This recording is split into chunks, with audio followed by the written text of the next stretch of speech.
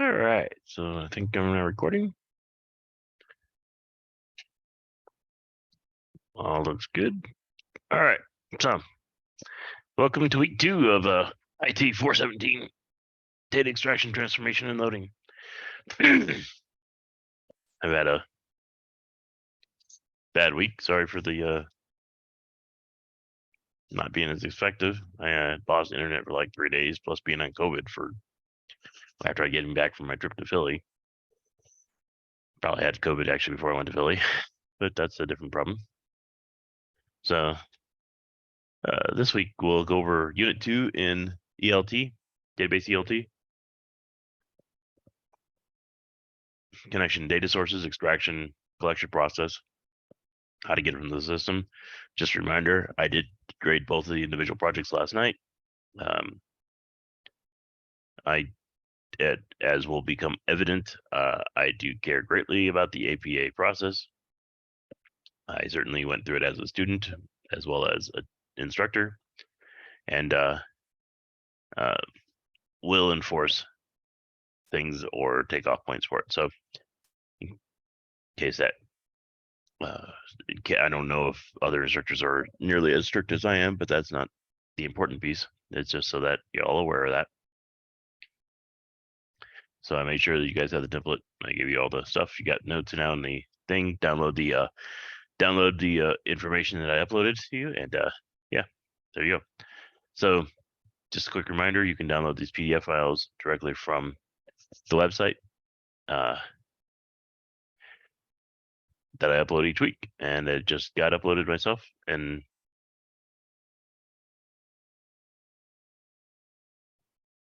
I will go ahead and send those to you as well. So looking at the following questions in this week's discussion board, I want you to answer at least 2 of the 3 questions.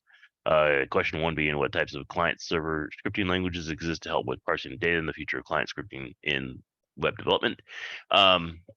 Client-server, client-side scripting happens to be with where you build systems that interact with your local web browser, local clients, local pieces, where you build systems that interact with it by scraping through data, scraping through web pages, pulling data down from dynamic sources, or capturing information from visual and or forms such as XML or JSON or fields inside of various places inside of text, or actually just clicking links for you in a scripted process. So now the thing is that in that context, all right, scripting languages, those include things like Perl. You could do it with Java, JavaScript, Ruby, lots of other different things. Shell scripts can be built. A lot of people do it as interpreted languages are usually used as way as a scripting language in order to parse that data. So the thing is, you can build yourself human readable text that others can then review, but you can use it to basically just walk through the process of removing data from a source and organizing it in a manner such that if you catalog into a database, you can manage how each of those fields get pulled out and put in there. Features client side is that as web development occurred over the many years, we've gone to standards such as HTML5 and WW3, JSON, XML, HTML, that is more of a human readable text format of that data. So you can actually, in web development, since websites are universally readable by multiple systems, multiple operating systems, multiple languages, multiple device types, you can then pull that stuff down in that. So the ability to do client-side scripting against web-based standards is an important aspect of this. So and how the future of systems will actually be working, especially as more and more systems go to a web-based view for a user to interact with. All right, question number 2, what types of server-side scripting languages are available to work with all types of data? Is one scripting language better than others? Why is it better? On the server side, you can build systems that directly interact with things like databases, APIs of databases, APIs of other programs. You can have it directly interact with the binary data stored on disks or storage arrays. You can work with it either in SAN or SAN block mode or in NAS NFS mode. So, and server side, while some similar types of scripting languages can be used, or you can use compiled languages on top of that. That the difference is that you're able to interact directly with the source of the data as opposed to how it was projected and provided to the user to interact with or visualize. And by accessing directly from the source data, you can get directly into things like the binary language, how it's physically parsed out, so you don't have to worry about trying to interpret a dynamic looking web front end. You can go into a more static, structured, data normalized backend to be able to get to that data. So, in any case, what are some of the different scripting languages you can think of? Is there one that you believe is better, and why is it better? The third one is how can server-side and client-side scripting languages be combined to give you better results, basically, from extracting data. And they definitely include 2 APA format references in this response. The data extraction process can be found at this Muse link here. Week 2 expectations, you start creating a dummy set of tables, records, and start looking into what it would do to build the SQL statements needed to extract that data from those particular pieces. Once you get that data extracted into your paper, what those rules are, how you want to do it, explain the business logic and the business flow, or the logic flow that you're actually going to do to extract that data. Now, one thing I did come up with project 1 is it seems to be that either in the IT courses or the computer science courses you have taken so far, I got the impression that very little requirements language and requirements writing might have been given due to exposure in the past. So strong requirements are necessary for building good structured systems, especially with ICDs or interface control documents. ICDs are an absolute must when you're talking about how to interact between one system and another system, or between one organization and another organization. Specifically, it is in fact contractually required in most cases, especially in the military and DoD worlds and the IC worlds, that ICDs and requirements language on how things are done, how things are parsed, how data is structured, how you interact with systems with APIs, that's all written down, well understood. So hopefully my little bit of stretched learning I would give you is what I embedded as comments into your both of y'all's projects on doing some requirements language type understanding and how it's written and what it means and why certain words are to be used versus others. Because just as a quick example, the word shall, it means the X shall do Y in order to achieve Z type language is necessary, because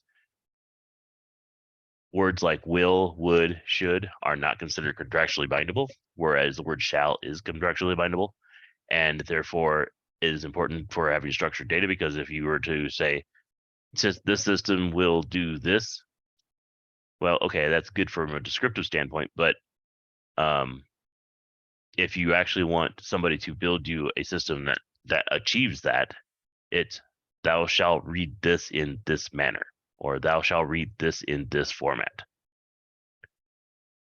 So that's kind of the idea. So why I have this hidden? I don't know why I have this hidden. Unhide. Okay. So data cleansing. Data cleansing is an essential part of extraction transformation. And in fact, you can use it to find common errors. You can use it to filter out bad data. You can determine if your data is bad. Does it meet certain restrictions? Is it coming in from an ICD standpoint? Is it meeting the required expectations of how it should be labeled or formatted?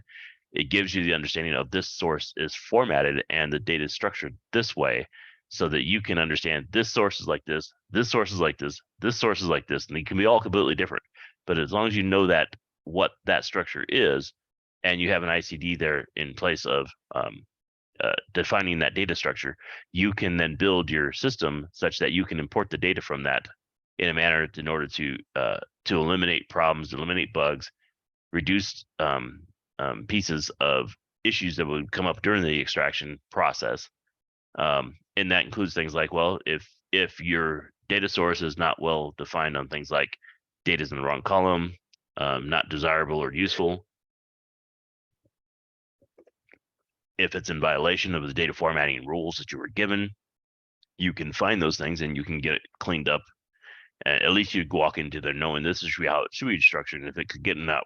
And if you build your system right and it follows that format, and you're getting it in things that are inconsistent or wrong, then you can go back and you can point to the source data. It's like, you guys need to clean up this data in order to get it to work right, in order to make your extraction process work. So other examples of dirty data according to the textbook include things like spelling errors, data is not desired, wrong column, incorrect location, use of abbreviations, use of data ordering. Those are all things that can cause you to have bad data in your data sets. So data profiling is the process of determining which rules should be or not to be used to analyze it. It's really data profiling is another example where ICDs matter, because data profiling gives you a basis by which the values in the source should be defined. Software is used to profile to create tasks to determine what rules the data should follow.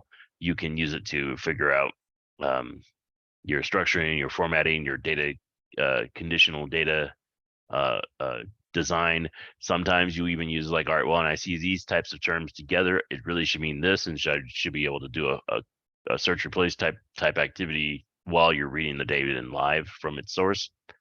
And also you have to understand, well, if you are building a greater data set where multiple data sources are feeding in, but they all don't have necessarily every single value, you can then figure out where those blanks should be in your data set, so that you can then fill them in later with either default values or by filling corrections, or maybe you need to merge two sources of data in order to build one record that gives you the ability to do that. And if you have to do the multiple sources of data, well, you need to have a foreign and a primary key relationship and understand where those types of bits of the record should be assembled, right? So ultimately, the success of this ETL process is really on the accuracy of your data and how you profiled it, how did you come up with it, and in the end, how it got created to be accurately defined.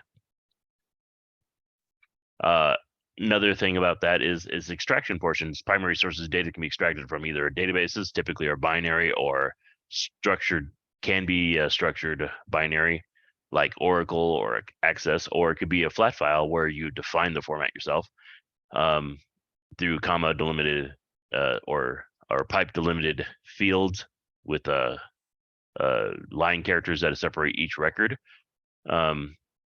Or it could be done in flat files where you're doing XML, where it's more human readable, saying this value equals this value equals this, going down in a structured manner. So it's like XML and JSON does. So all those things are examples where ICDs matter, because that'll give you a definition of what type of sources you're going to work with and whether or not that kind of information is buried inside there. So so that's why I go back to, that's why requirements language matters, because requirements language will tell you details about the data, about that ICD will tell you the information about that data, so you can have an idea what kind of structure you're walking into. So it's important in that it helps you create more specialized, efficient tasks, robust, thorough process, etc. Extraction phase of process will focus on the two main topics: opening data, looking through it, putting it into the format you want. So it's really checking the data source, reading it in, validating the data is correct, if you need to, massaging the data in a manner that's an automated process based on a set of rules, and you come out with a final record in the process that's ready to be used into the phase 2 of the extraction process or the transformation process. So prepping it for data record creation and or transformation. So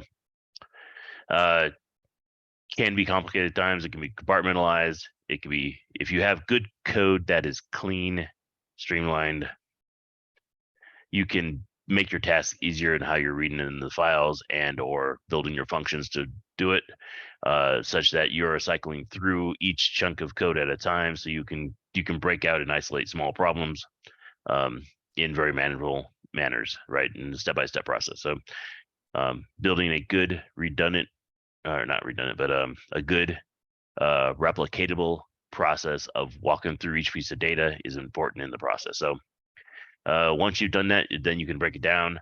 You can reorganize the data as you need to and ensure it. Now, when you're building your scripts, make sure you build your scripts such that you can focus on speed and manageability and reusability, because over time that reusability is going to be necessary when you, especially in the ELT process, because you're going to have the same kinds of front end processing to convert data into a format you want, and then several of the same process being used over and over and over for the merging of the data, and then for the ultimately writing that data out, right? So and the more you can reuse the same code to do the same functions in similar contexts based on inputs, the more likely you'll have success in having consistency in your output.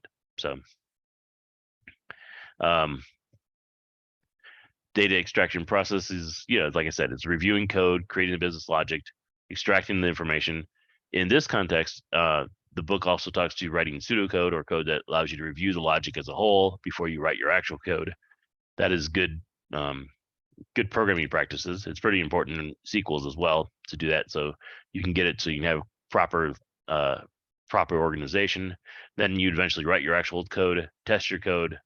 Eventually it goes into, after enough testing, you promote it from development to production, and then you ensure that correctly. You have to also make sure that it correctly cleans up your environments after the fact, because you want to make them reusable and well organized, and don't let, like most software developers tend to do, find unique and massive amounts of way to waste storage system space in your infrastructure, right? So now, yeah, so and then eventually you create a plan of actions, or a POAM set, right? Plan of actions and milestones, POAMs, which is a pretty common term you'll find in industry. That is basically, here's the number of issues we found, here's the steps we now need to build to correct those issues.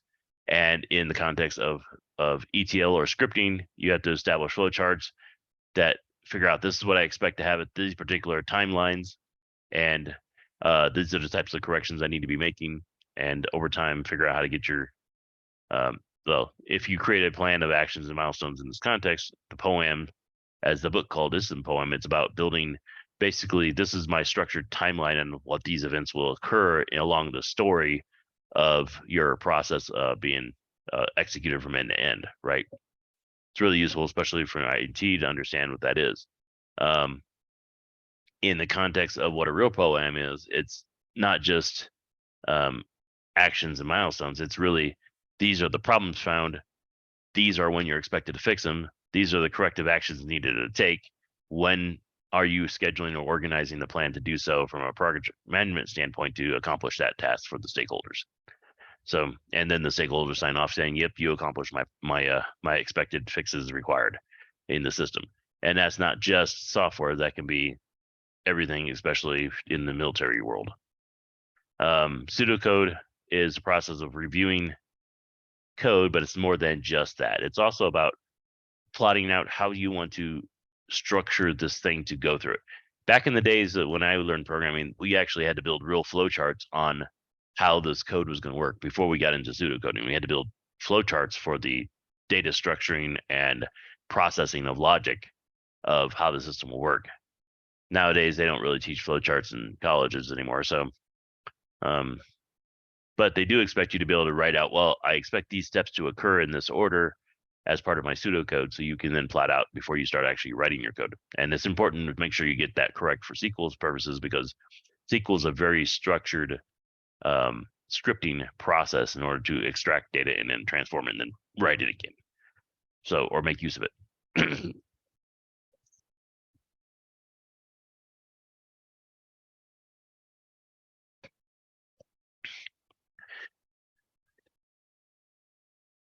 So you want to be able to make sure you build the plan for your extraction of data. You want to create the extraction rules, the business logic necessary to do it, get your pseudocode, test it, and etc. Right. So make sure you get then when you're done, you get a proper cleanup. You can at that point you start doing the process, you start programming it, you test it, execute it.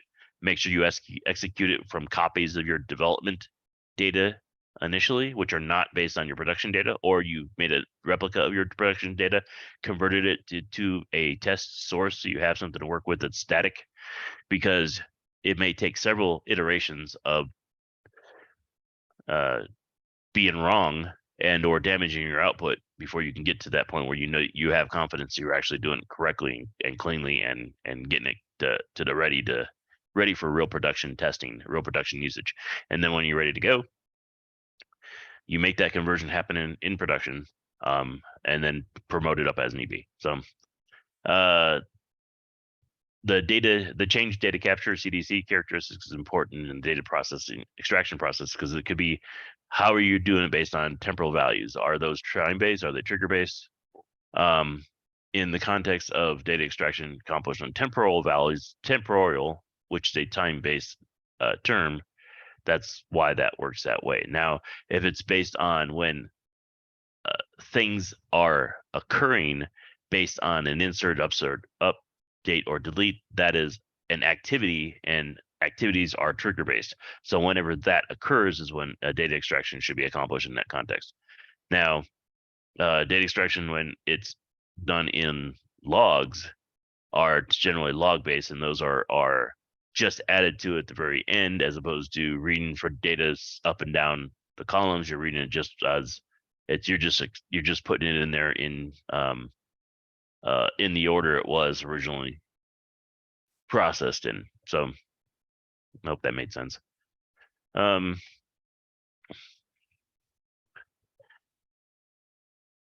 another one of the characteristic number 4, when no timestamps are available and when triggers or replication are not possible, snapshots are a consideration. Snapshots basically mean this is the point in time, this is what it looks like today, and you have something to work from, but you can never be sure if your ETL process on a snapshot will always be the same later.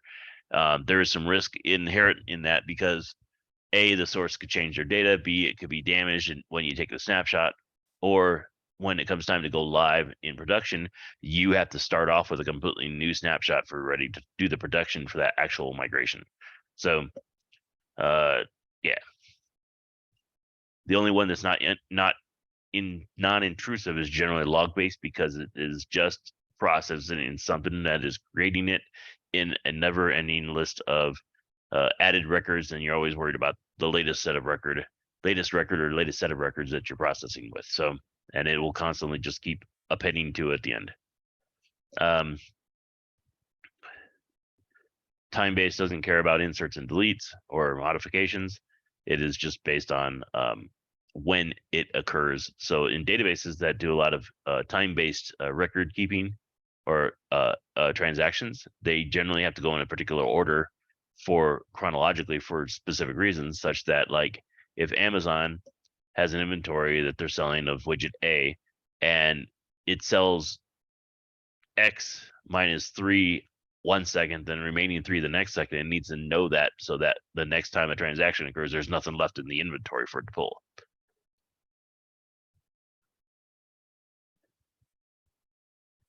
And deletes are not generally identified during time-stamped transactional type data captures.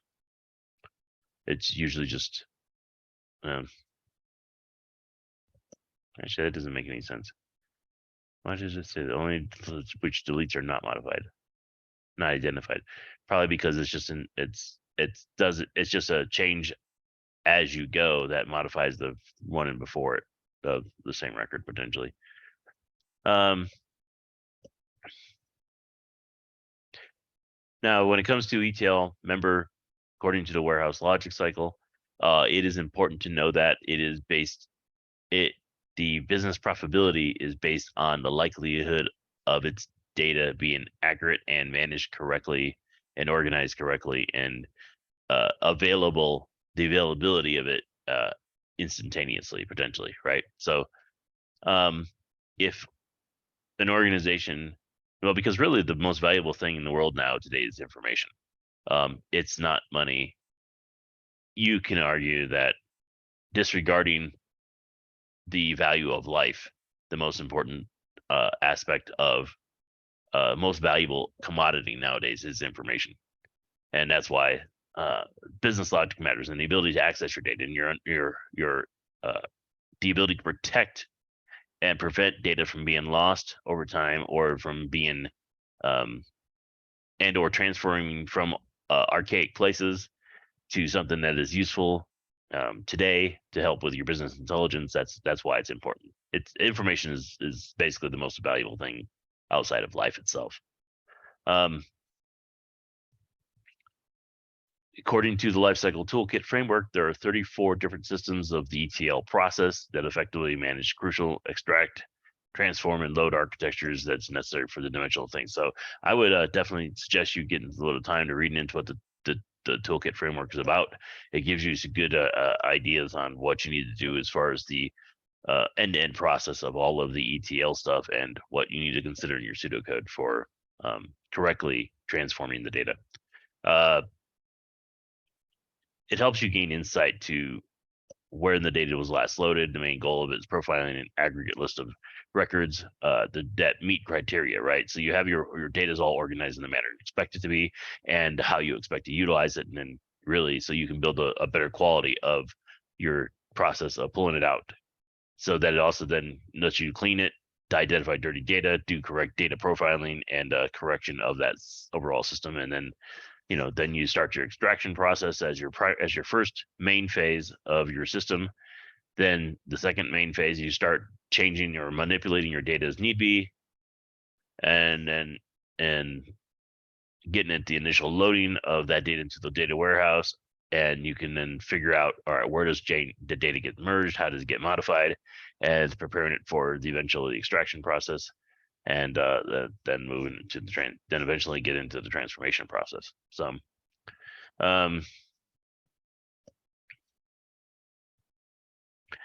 here is the book on the warehouse lifecycle reference. You can go there and find that later.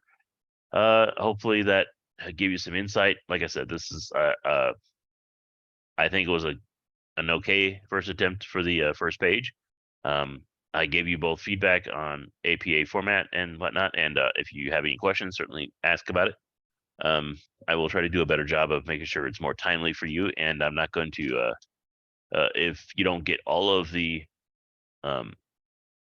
updates made in time for the second part of your project, I can understand that, but I absolutely would expect all of them to be implemented by the third one because of the lateness of my ability to review it due to the lack of internet over the weekend. So anyways, good luck with that.